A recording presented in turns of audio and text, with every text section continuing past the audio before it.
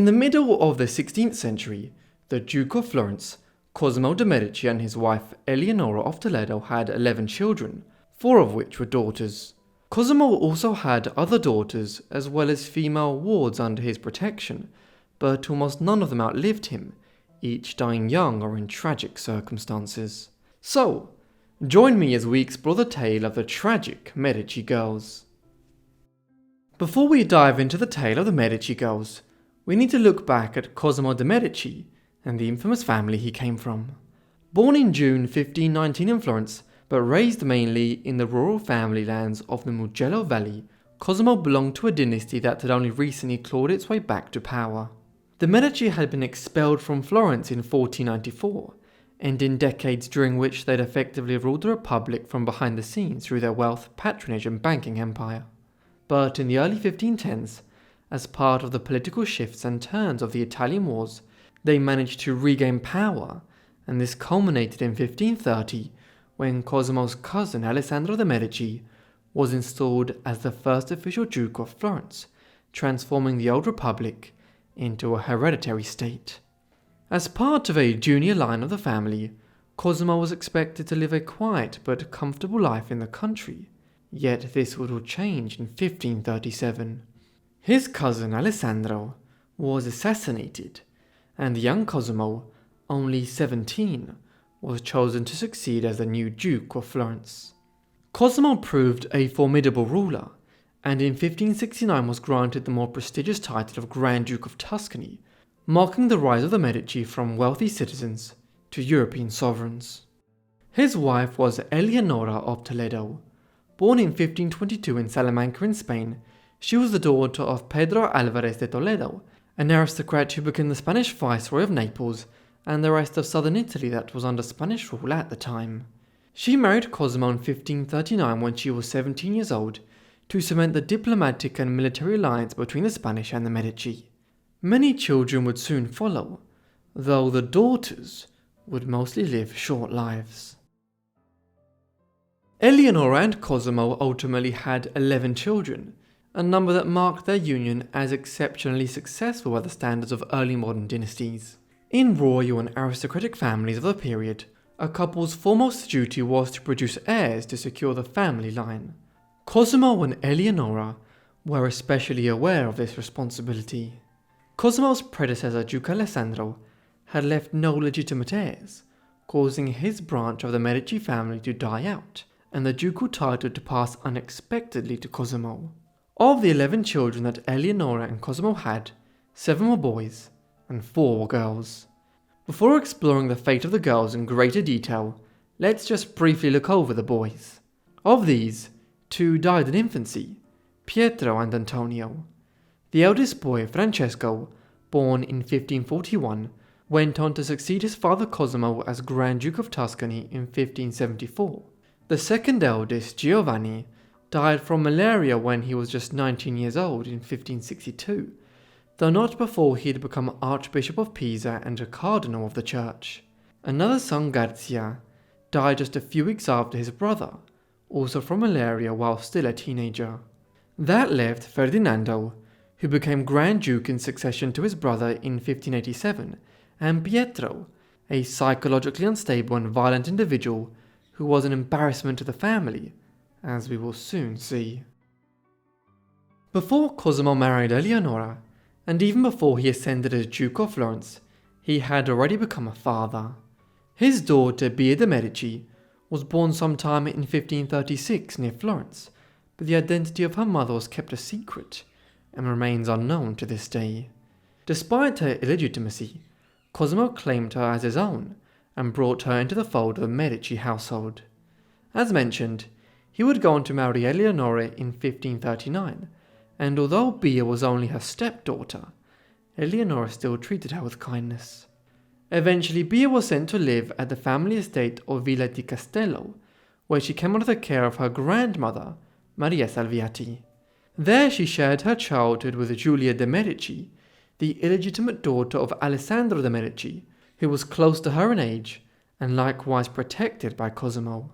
In this sheltered household, the 2 girls were given the education and refinement expected of children of a ruling dynasty. Bia also became known for her bright, affectionate nature, a radiant little presence amid the quiet gardens of Castello. Cosimo adored Bia and made it clear that she remained his favourite, even after the births of his first two legitimate children. But then tragedy struck. After returning home from a journey with her father, Bia became very ill and developed a high fever. Sadly, she didn't recover and passed away on the 1st of March 1542, likely from malaria. She was just 6 years old. Her death was deeply mourned by the Medici household, and she was then laid to rest with honour in the Medici family crypt at San Lorenzo. After her death, Cosimo commissioned a posthumous portrait from the court painter Agnolo Bronzino. The result is a hauntingly tender image, and many consider it one of Bronzino's greatest works. Of Cosimo's daughters with Eleonora, one had a very short story. This was Anna de Medici.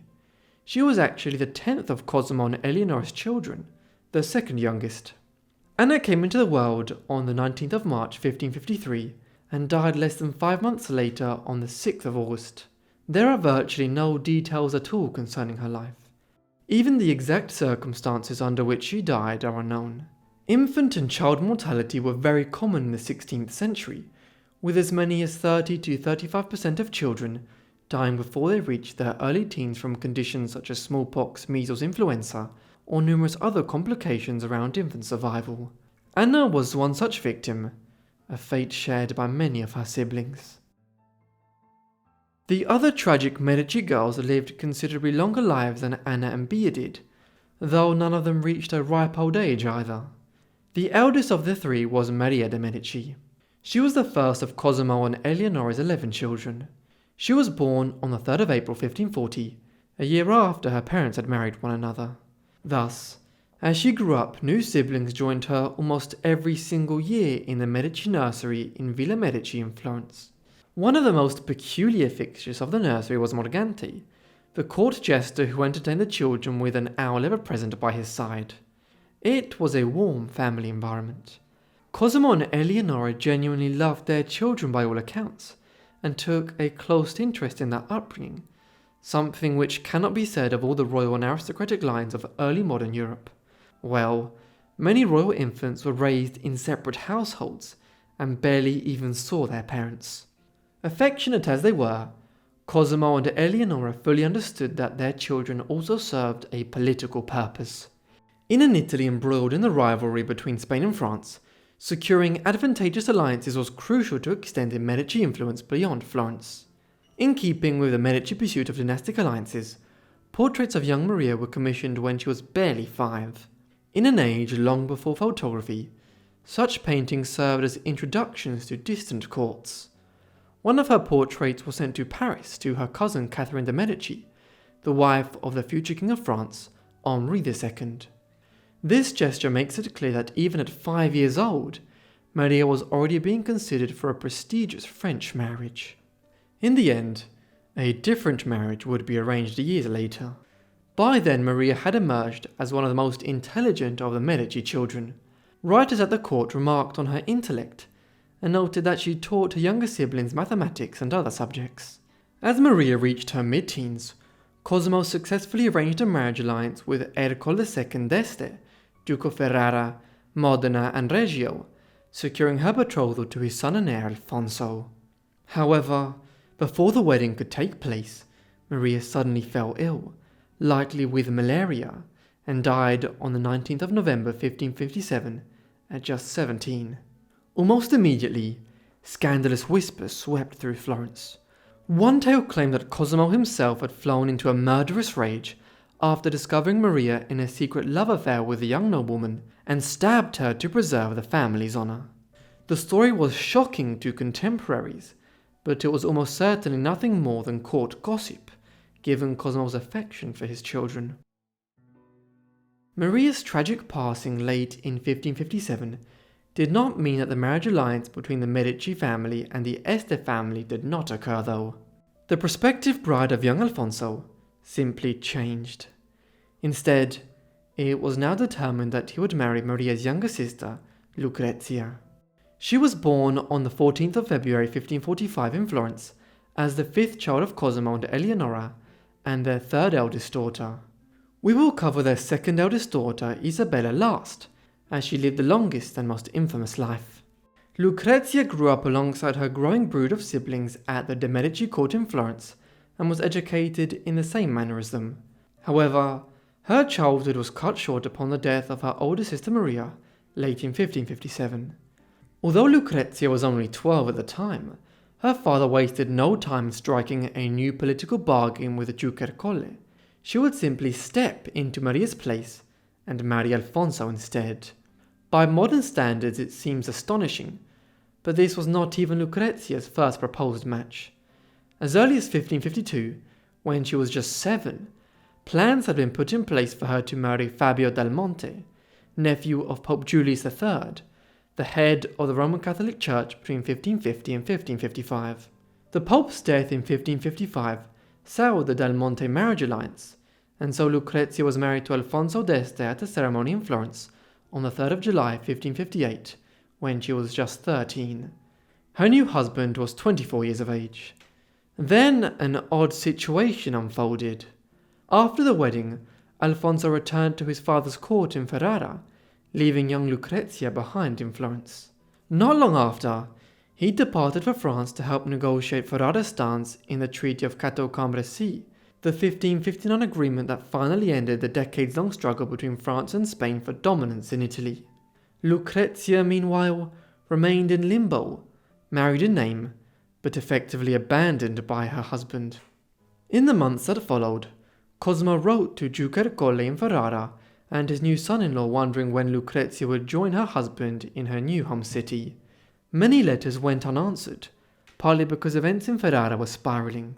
Duke Ercole fell gravely ill and died in October 1559, leaving Alfonso to ascend as Duke Alfonso II. Only then was Lucrezia finally summoned to join him. And so, in the late autumn of 1559, just 14 years old, Lucrezia arrived to the city as the new Duchess of Ferrara, Modena and Reggio. It was not long after this that Bronzino painted a well-known mannerist portrait of her. In Bronzino's portrait, Lucrezia appears almost unnaturally pale, a fashionable ideal among noblewomen of early modern Europe, yet perhaps also a subtle hint of her fragile health. She was already unwell by 1560. After arriving in Ferrara, she tried to perform her public duties, but her condition worsened steadily.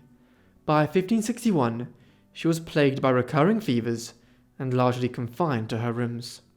Cosimo sent his own physicians to treat her, but nothing slowed the decline. Bouts of fever, nosebleeds, a harsh cough, and dramatic weight loss. Whispers of poison circulated at the Este court, but modern historians dismiss these tales. The evidence instead points to pulmonary tuberculosis. On the 21st of April 1561, at only 16, Lucrezia died in Ferrara. She was laid to rest in the Este family mausoleum. Lucrezia's passing in 1561 meant that, of Cosimo's daughters, only Isabella was still alive. She was long married by then.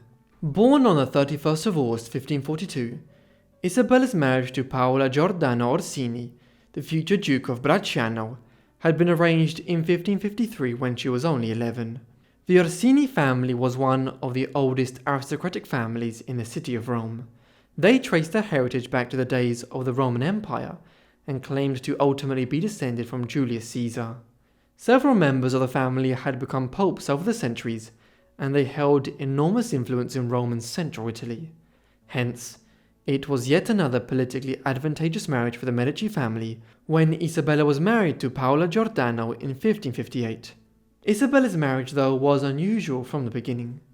Her husband was a spendthrift playboy, and Duke Cosimo decided to keep his daughter in Florence along with her massive dowry even after they were married, until he saw evidence that Paola would not squander the money as soon as he received it.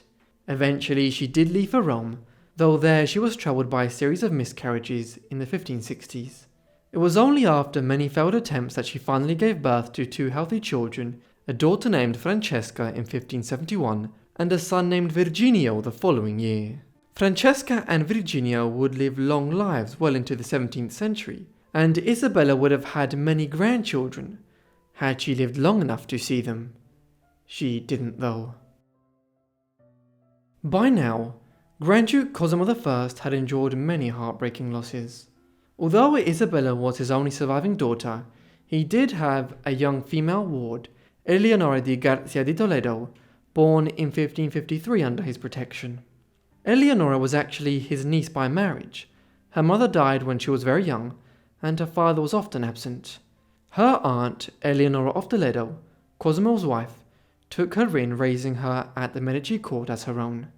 Yet, in 1562, tragedy struck again. Cosimo's wife Eleonora died of malaria aged 40, along with two of their sons, Giovanni and Garzia. This loss left the young Eleonora in a difficult position, but even after her aunt's death, she continued to be treated with warmth and favour at the Florentine court. In April 1571, Cosimo arranged her marriage to his son Pietro, making Eleonora both his ward and future daughter-in-law. The pair were first cousins and had grown up side by side, and Cosimo hoped their familiarity and shared upbringing would lead to a harmonious match. But as we will shortly see, he was gravely mistaken. After Eleonora of Toledo's death, Cosimo took a mistress, Eleonora dei Albizzi, with whom he had two children, a daughter who died before baptism, and a son, Giovanni, whom he later legitimized. Giovanni went on to become a respected military commander and diplomat in the Medici service. Cosimo later formed a relationship with Camilla Martelli, and in 1568, their daughter Virginia was born. In 1586, Virginia married Cesare d'Este, Duke of Modena and Reggio, and together they had 10 children, 6 sons and 4 daughters. Over time, however, Virginia began to show signs of severe mental illness. Her confessor claimed that she was possessed by demons, and the attempts to exorcise her only deepened her suffering, leaving her completely incapacitated in later years. She died in Modena on the 15th of January 1615, aged 46. Despite her tragic decline, Virginia was the only one of Cosimo's daughters to live beyond the age of 40. Cosimo himself had died back in April 1574 and was succeeded by his son Francesco, a succession that would soon bring disaster for both his daughter Isabella and his ward Eleonora di Garcia di Toledo. In 1576, Isabella and Eleonora met a violent end. Francesco gave tacit support to a brutal series of reprisals against perceived infidelities amongst the Medici women. This included Isabella's mentally unstable brother Pietro. Pietro was a disturbed young man whose psychological state was always known to be fragile from his early years. He was frequently violent, maintained a number of mistresses, and was said to physically mistreat Eleonora as well. Then, on the 10th of July 1576, Eleonora was found dead. Soon a story was being spread that it might have been a heart attack, an unlikely scenario for a healthy 23-year-old woman. In reality, Pietro had strangled his own wife to death using a dog leash. 6 days later, Isabella was also strangled to death by her husband. This was at one of the Medici family's hunting lodges on the outskirts of Florence. Paolo was aware that Isabella had been having an affair with one of his cousins, Troilo Orsini. Isabella and Troilo had been lovers for 12 years.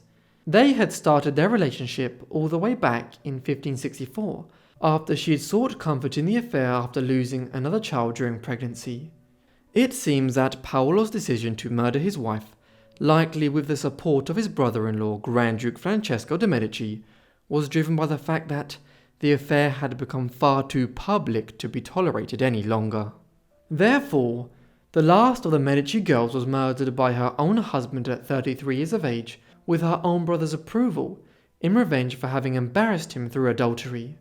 It was a shocking end that exemplifies how the Medici girls were treated first as political pawns to be used to form marriage alliances, and then violently discarded. A striking reminder of how brutal life could be for even aristocratic women in early modern Europe.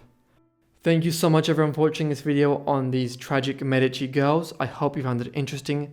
If you want more videos like this, let me know down below, and I have also done full videos on Bia de Medici, Giulia de Medici, and Eleonora di Garcia di Toledo, so if you're interested in their full lives, make sure to check that out down below.